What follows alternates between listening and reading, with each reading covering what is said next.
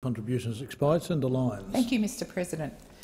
I move to take note of answers to questions by Labor senators of the government regarding the China-Australia Free Trade Agreement. And certainly I do so on the back of our view that, of course, Labor does support free trade agreements. Of course, we recognise that China is a major trading partner, and with a good free trade agreement there can be many benefits for us. But as Senator Wong said earlier in this place today, we have seen a lot of secrecy, way too much secrecy around this free trade agreement, and indeed we've seen nothing but orchestrated leaks from the government about what may and may not be in the free trade agreement. We've seen it talked up and we've seen it talked down. So obviously the more it remains in the dark, the more concerns that Labor has, and indeed the Australian public have. And I've got to say it is an area that I've had significant numbers of emails about from Western Australians who do want to see the detail in the free trade agreement.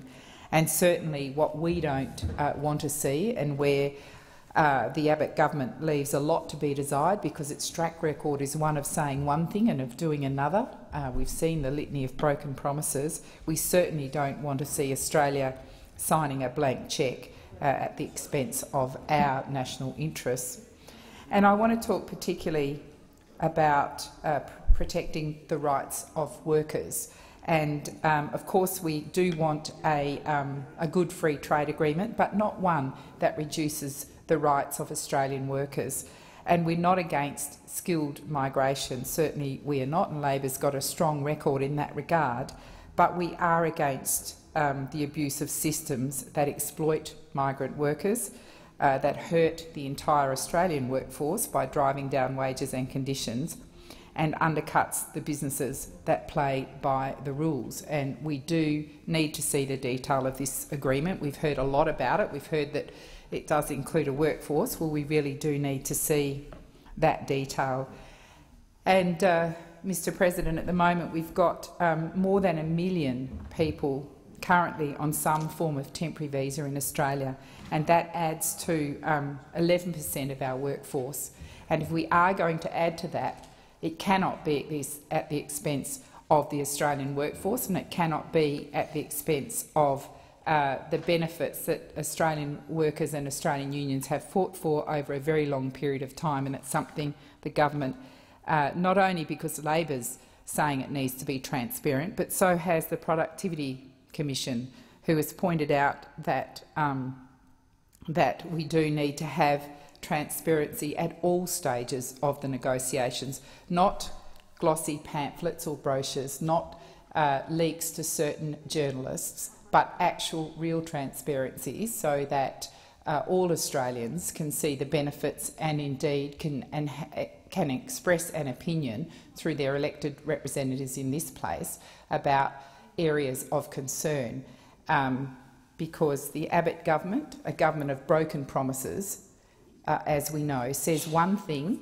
and then negotiates quite the opposite. So the Australian community does have very good reason to be concerned. So hopefully we will see some detail today. We certainly think the Australian Parliament and the Australian voters are absolutely entitled to do that. The sorts of areas that I will be looking at, and indeed Labor will be looking at, are what are the rights, but also what are the benefits. How will this free trade agreement benefit Australians? How does it create growth in our economy?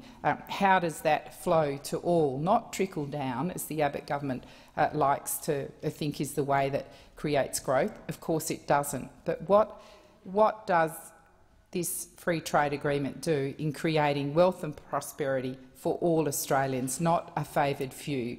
And certainly we do want to see the rights of the Australian workforce protected in all of this. I'm not concerned, I'm not convinced yet that Mr Abbott has got the right message on jobs. I'm not convinced of that. And free trade agreements should be about creating jobs, but not just jobs for the sake of jobs, but jobs that protect workers' rights, that give people a fair day's pay for a fair day's work, that don't undermine Australia's long and proud history of being a fair go country. Thank you, Mr. President. Senator Lyon.